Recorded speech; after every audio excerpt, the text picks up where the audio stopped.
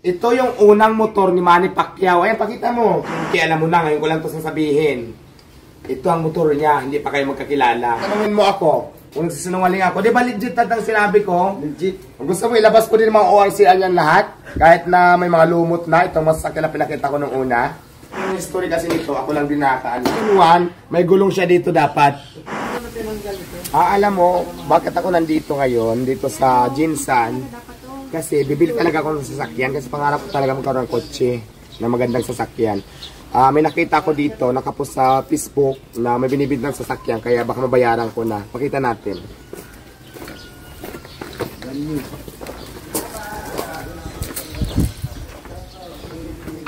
Uyo, baka naman.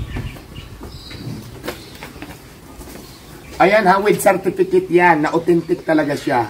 1917. Ginamit pa yung sa shooting ni Agamula. O, diba?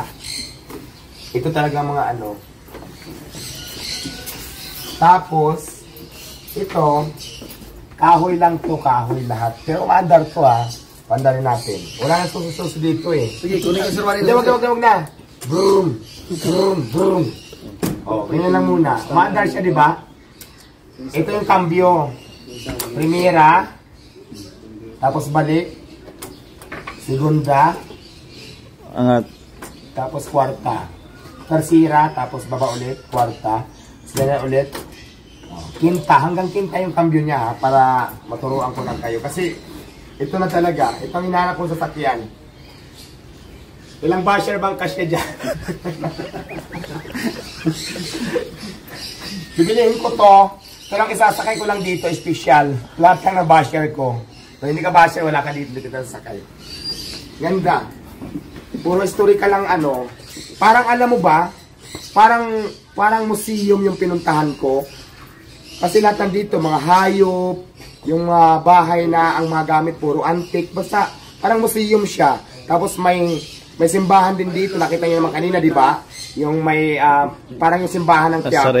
Nazareno. Nandito na kay Madam. So, nandito na lahat. Kaya naman pala maraming salamat sa iyo, Ma'am Sara, dahil na-invite mo ako at tinuro mo pa ako dito sa inyong napakagandang lugar. Ang dami-dami ko nakitang hayop na hindi ko nakikita sa Manila. So, nandito na pala sa iyo. Isang ano ito, isang malaking magandang experience sa buhay ko. So, ngayon ito, mamaya, pag uwi ko ng Pasay, ito lang gagamitin ko kasi kinakabahan ako sa aeroplano, parang gusto ko na naman ganito, ito na ang dadalhin ko. At ito,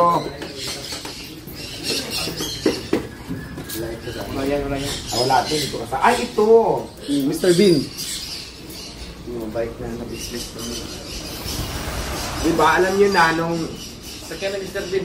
lumapag yung Japanese dati sa World War, itong ginamit. Wala nakakalam, no? Kasi nga, hindi naman to in-expose, diretso na dito.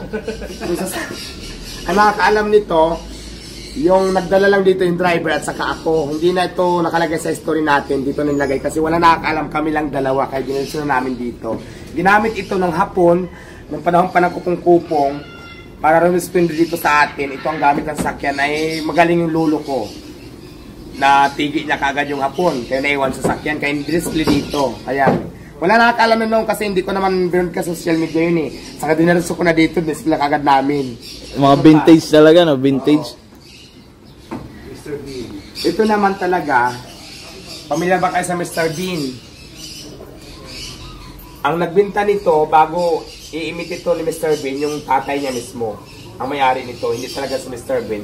Ginaya lang siya ni Mr. Bean kasi nga nakilala doon sa tatay niya. Yung tatay niya naman, may utang dito kay Ma'am Sara, kaya naiwan siya. Kasi hindi niya nabayaran eh. Ganun ang mga story nito dito mga sasakyan na to.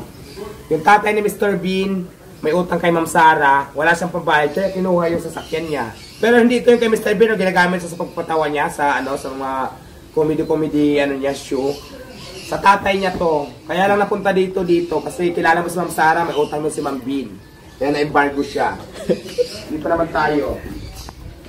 Mercedes-Benz. Ito yung ginamit ni Fernando po nung buhay pa siya. Nung nag-shooting siya dito sa Jinsan. Wala nakakalam nun. Kasi hindi na namin pinalabas yung shooting na yun eh. Sa ibang bansa yung pinalabas, hindi sa Pilipinas. Kaya nakakalam nung ilan lang kami. Apat lang tayo nandito nun, no? Kaya kami lang nakakaalam. Galing to kay Fernando po. Ito yung ginamit niya sa shooting. Kaya lang, hindi kilala ng mga tao.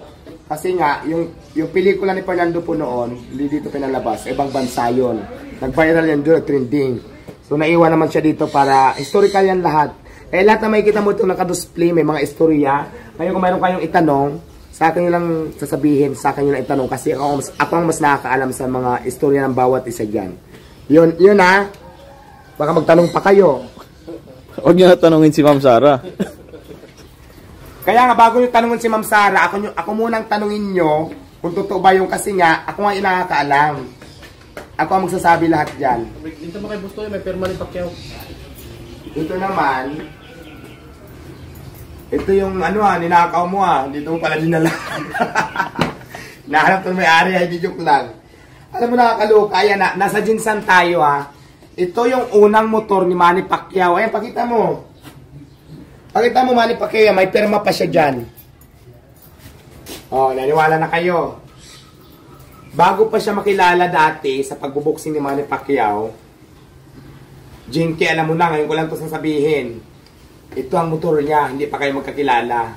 Bago sumabak sa larangan ng boxing industry, bago siya makilala sa buong mundo, bago namin siya inandolize. Ito ang motor niya muna nung una. Pero ngayon, di ba, hindi lang motor ang sasakyan niya. Ayan, ito legit talaga na totoong lahat ng sasabi ko. Kasi bawat naman sinasabi ko, may prueba. Ulit, pakita mo ulit. Di ba sa Manny Pacquiao yan? Oo. Hindi mo niya pirma yan. O ngayon, tanungin mo ako. Kung nagsisinungaling ako, di ba legit na ang sinabi ko? Legit. Kung gusto mo, ilabas ko din mga ORCR yan lahat. Kahit na may mga lumot na. Itong masakyan na pinakita ko nung una. So, yun. Dito tayo.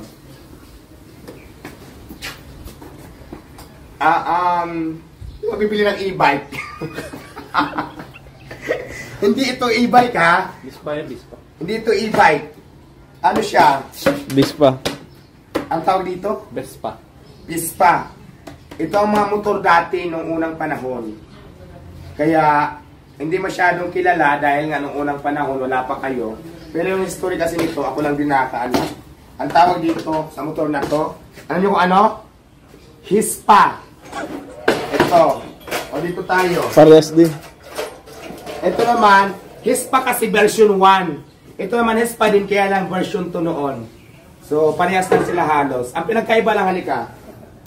Ang pinagkaiba lang nila sa version 1 sa version 2, yung version 1, may gulong siya dito dapat. Yung version 2, wala. Ay, version 1, walang gulong. Version 2, mayroon dito gulong. So, ngayon, alam nyo na. Sa susunod naman, ito naman mga ganyan. Kasi medyo wala tayong oras dahil nagmamadali ako, di ba? May wala pa tayo. Sunod naman yan mga yan, nakita mo. Yun lang. Ito naman, ito yung ninakaw mo dito mo pala dinala. Nahanap ko may ari, hindi joke lang. Alam mo nakakaloka, ayan nasa Jinsan tayo